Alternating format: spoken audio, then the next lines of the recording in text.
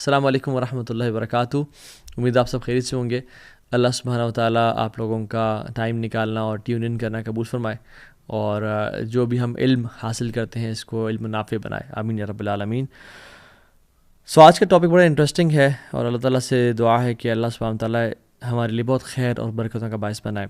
ایک صحابی رسول ہیں کعب ابن مالک رضی اللہ تعالیٰ عنہ.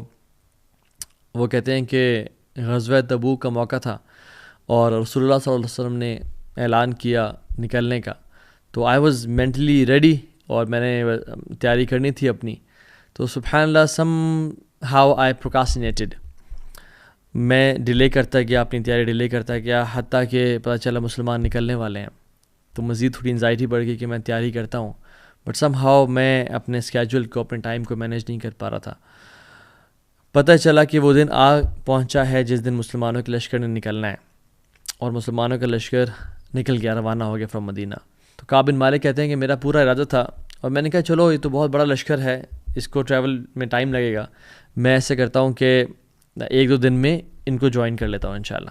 کہتے ہیں میں ایک دن نکلا, صبح گیا اور شام تک واپس جب لوٹا تو پتہ چلا کہ میں کوئی کام نہیں کر سکا جو مجھے لشکر پہ جانے اور جہاد پہ جانے اور تیاری کے لیے کرنے تھے. اگلے دن میں دوبارہ نکلا, اینڈ سارا دن گزارنے کے بعد some how I couldn't prepare myself for the war. اور کہتے ہیں مجھ سے سم ہاؤ ڈیلے ہوتا گیا, حتیٰ کہ کچھ دن گزر گئے اور پتہ چلا کہ مسلمانوں کی اور جو کفار کی ان کی جنگ ہو گئی. کہتے ہیں اسٹل میرا ارادہ تھا کہ میں اب بھی نکل جاتا ہوں اور مسلمانوں کے لشکر کم از کم جوائن کر لیتا ہوں, بٹ کاش میں وہ کام کر پاتا, اور میں نہیں کر سکا وہ کام until unless پتہ چلا کہ مسلمانوں کا لشکر واپس آ رہا ہے, مدینہ آ چکا ہے. اور اس کی وجہ سے وہ ہم سب کو ایک واقعہ ڈیٹیل میں پتہ ہے کہ باقی تو منافقین ایکسکیوزز لے کے آ گئے, جھوٹے وعدے لے کے آ گئے, لیکن جب کعب بن مالک نے اللہ کے نبی کو کہا کہ رسول اللہ آنیسٹلی کوئی ایکسکیوز نہیں بنتی, آئی جسٹ ڈیلیڈ اینڈ پروکاسٹینیٹڈ, تو ان کو 40 دن کے لیے بائیک آؤٹ کر دیا گیا. اور کہتے ہیں زمین مجھ پہ تنگ ہو گئی, میری بیوی, میرے گھر والے, میرے بچے, میرے فیملی والے مجھ سے بات نہیں کر رہے تھے. اور کہتے ہیں کہ اس سے یعنی برے دن انہوں نے کہتے ہیں میری زندگی میں نہیں دیکھے. تو وہ آپ سٹوری پڑھ لیجئے گا, لیکن the main crux of that story was اتنا بڑا لاس, اتنی بڑی مشکل ایک جنگ میں جانے سے وہ شرکت نہ کر سکے because of procrastination and wasting some time. ہم دیکھتے ہیں کہ 2024 انٹر ہو چکا ہے, ابھی کچھ ہی دن ہوئے ہیں, اور یاد رکھیں یہ جو ڈیٹس کا چینج ہونا ان کی کوئی اسپریچول امپورٹنس نہیں ہے. گریگورین کیلنڈر ویسے بھی اسلامک کیلنڈر نہیں ہے, but anything which makes us reflect our life, anything which makes us think about our time is good انشاءاللہ.